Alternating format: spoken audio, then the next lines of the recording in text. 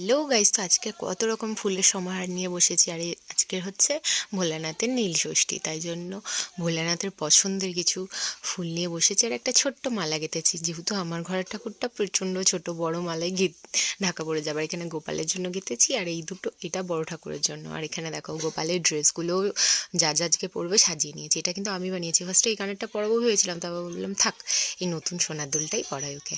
যাই হোক, এখন কেমন লাগছে ওকে দেখো। তারপর আমি ওকে মালা দিয়ে সাজিয়ে দিলাম, মুকুট পরিয়ে দিলাম।